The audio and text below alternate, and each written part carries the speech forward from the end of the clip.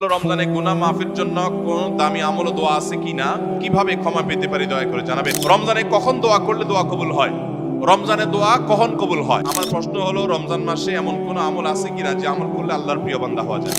ইফতারের পর সিগারেট খাওয়া যাবে কিনা? রাত 12টার পূর্বে সাহরি খেলে রোজা হবে কিনা? রমজানে নারীদের প্রচুর ব্যস্ততা থাকতে হয়, তাই নারীদের জন্য অধিক ফজিলতপূর্ণ কোনো আমল আছে কিনা? ইফতারের সময় আজান দেওয়া হয়, তখন কি আজানের জবাব দেওয়া উত্তম নাকি ইফতার করা উত্তম? খুবই দরকারি একটা প্রশ্ন, খুবই দরকারি একটা প্রশ্ন। কারণ রমজানে কখন দোয়া করলে দোয়া কবুল হয়, রমজানে দোয়া কখন কবুল হয়? এরপরে প্রশ্ন হলো, রমজানে গুনাহ মাফের জন্য কোন দামি আমল ও দোয়া আছে কিনা, কিভাবে ক্ষমা পেতে পারি দয়া করে জানাবেন। রমজানে গুনাহ মাফের জন্য আল্লাহ তাআলার কাছে তওবা এবং ইস্তিগফারের কোনো বিকল্প নাই। তওবা ইস্তিগফারই হলো গুনাহ মাফের প্রধানতম মাধ্যম। আপনি আল্লাহর কাছে বিগত জীবনের গুনাহগুলো মাফ চেয়ে পরবর্তী জীবন শুদ্ধ সুন্দর থাকবার সংকল্প করবেন, এটাই হলো মূল উপায়। এবং এর মাধ্যমে আল্লাহর কাছে গুনাহ আপনি মাফ করাতে পারেন।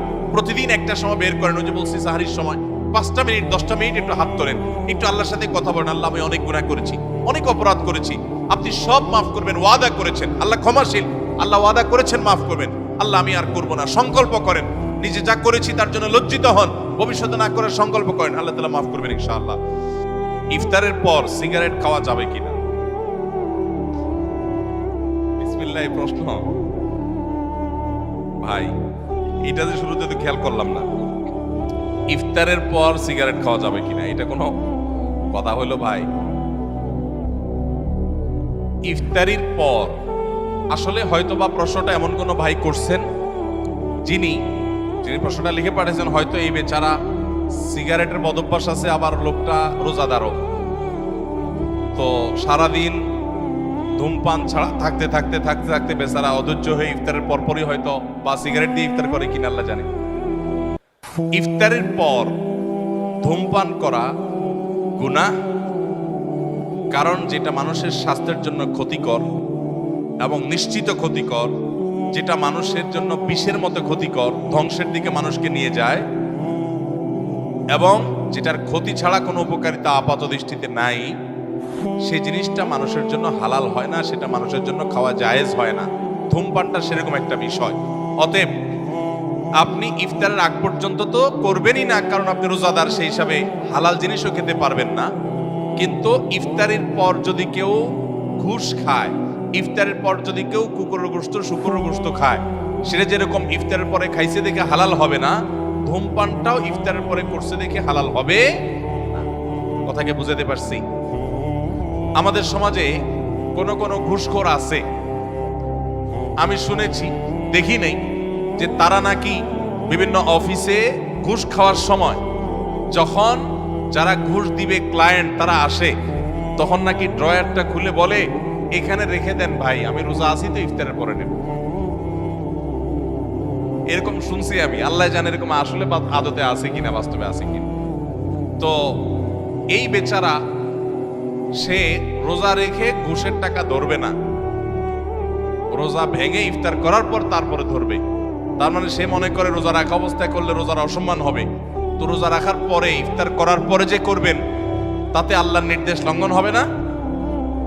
রোজার মানেই তো বিরত থাকা, সিয়াম মানে বিরত থাকা, তার মানে হারাম থেকে বেঁচে থাকার ট্রেনিং আমি নিচ্ছি এখান থেকে, সেটা আমার আমল করতে হবে সারা জীবন ভর। অতএব যারা রোজা রেখে ধূমপান করছেন না, তারা ইফতারের পরেও ধূমপান করবেন না। আল্লাহ আমাদের ভাইদেরকে বেঁচে থাকার তৌফিক দান করুন। যদি কোনো কারণে শয়তানের প্ররোচনায় পরিচিত আপনি করেই ফেলেন, তো আপনি প্রতিজ্ঞা করবেন আস্তে আস্তে সেখান থেকে বের হয়ে আসা। রোজা অবস্থায় ধূমপান করলে তো রোজাও ভাঙবে, আবার রোজা ভাঙার গুনাহ হবে, ধূমপানের গুনাহ হবে, ডাবল গুনাহ হবে। ইফতারের পরে করলে আপনি ধূমপানের গুনাহগার হলেন, রোজা ভাঙার গুনাহগার হলেন না, জাস্ট পার্থক্য এতটুকু, কিন্তু সেটাও অবশ্যই গুনাহ হবে। আমি প্রায় বলার চেষ্টা করি, যারা ধূমপানের বদভ্যাসে আক্রান্ত, আসক্ত, ছাড়তে পারতেছেন না, রোজার মাস দারুণ সুযোগ। কিভাবে দারুণ সুযোগ? আমরা বাংলাদেশে মানুষ কয় ঘন্টা রোজা রাখি? 16 ঘন্টা, 15 ঘন্টাই ধরেন। 15 ঘন্টা যদি আপনি রোজা রাখেন, ইফতারি, মাগরিবের নামাজ, ইফতার করে এসে আবার খেতে বসেন, এই পুরো সময় মিলে রাতের খাবার সহ মিনিমাম 1 ঘন্টা তো লাগে নাকি? তাহলে 16 ঘন্টা এঙ্গেজ হয়ে গেলেন। তারাবির নামাজ আর 1 ঘন্টা, 17 ঘন্টা। সাহরি আপনার ঘুমাইতে যান আপনি 6 ঘন্টা মিনিমাম, তাহলে কত ঘন্টা হলো?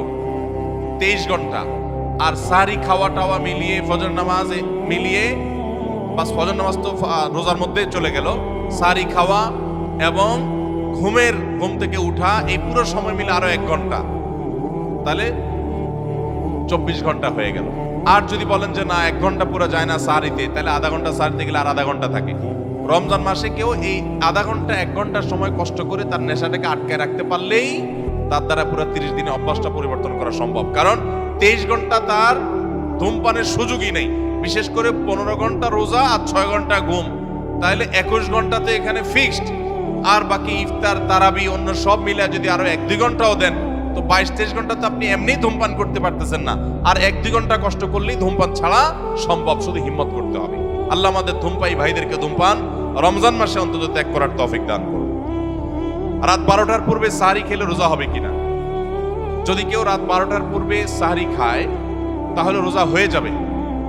এমনকি মধ্যরাতে কেউ, শুরুর রাতে কেউ খেয়ে শুয়ে গেছে, সাহরি আর খায় নাই, তারও রোজা হয়ে যাবে।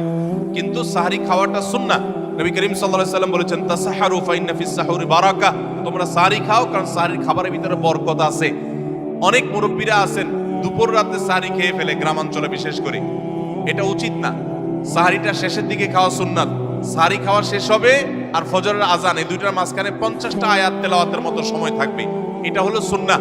অতএব সাহরিটা দেরিতে খাওয়া ভালো। কিন্তু যদি কেউ আগে খেয়ে ফেলে, রাত 12টার আগে খেয়ে ফেলে, রোজা হয়ে যাবে, সুন্নাতের খেলাফ হবে। আমি জামালপুর জেলা থেকে এসেছি।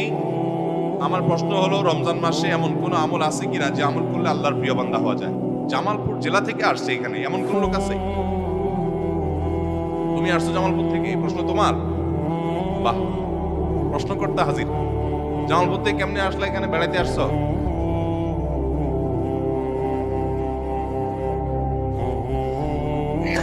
বগুড়া তোমার ভাই থাকে, তো জামালপুর থেকে বগুড়া আসছো, এখান থেকে আসছো, তাহলে মাহফিলের জন্য তার আসো নাই?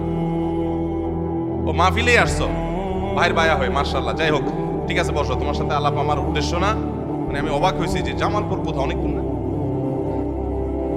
ময়মনসিংহ পার হয়ে। যাই হোক, জামালপুর থেকে আসছে ভাই, তোমার প্রশ্নটা চলে আসছে, নসিব ভালো, বহু প্রশ্নই তো আসছে সবাই। রমজান মাসে এমন কোন আমল আছে কিনা যা করলে আল্লাহর প্রিয় বান্দা হওয়া যাবে? ভাইরা আমার, এই প্রশ্ন উত্তর আমি বলতে চাই, রমাদান মাসে আল্লাহর নৈকট্য লাভের জন্য যে সুযোগটা তৈরি হয়, এটা বছরের অন্য কোনো মাসে হয় না। সেটা কিভাবে?